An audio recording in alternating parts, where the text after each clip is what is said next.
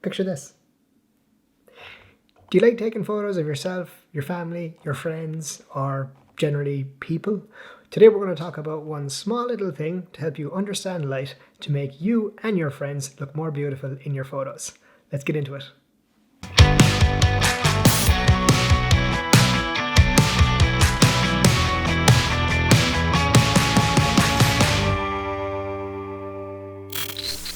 Today's topic is the direction of light.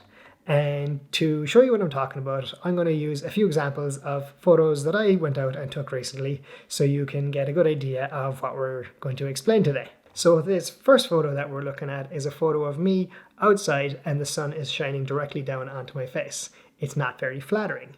You can see that the sun is creating a shadow of my nose across my mouth. It's also creating shadows around my eyes. This is referred to as raccoon eyes. Not to mention that the sun is actually very harsh because it's the middle of the day. This isn't a very flattering look in any photos.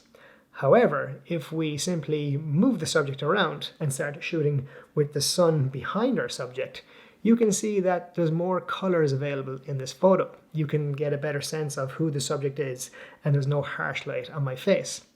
The next example I'm going to use here is when I place my hand up to the sun. And with this, you can actually see rays of light coming through the subject, piercing through the lens and creating a very nice effect.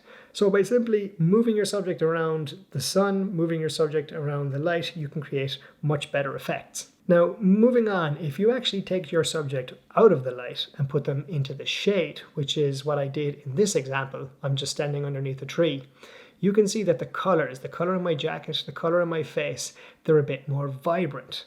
So by simply taking the light out of the scenario and exposing correctly for the situation you're in, you add a bit more texture to the overall photo.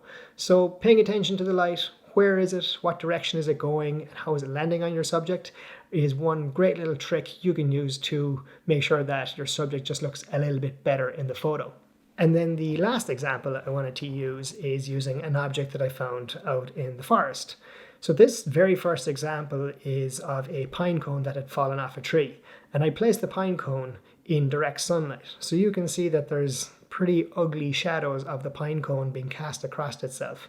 Also, there's shadows in the grass. It doesn't look that great. You get some nice brown colors coming through on the pine cone, but overall this is a very blown out image and it's not that compelling.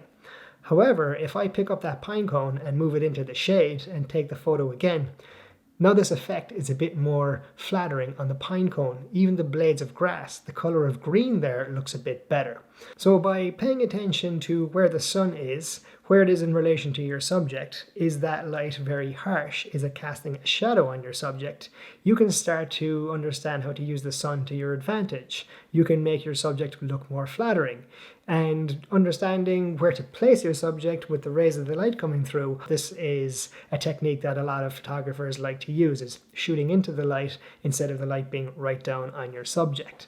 So that's one little cool trick of how you can start understanding light a little bit better and where to place your subject in relation to the sun. If you enjoyed today's tutorial and like to learn small little tricks about how to improve your photography and your filmmaking, please do subscribe to the channel.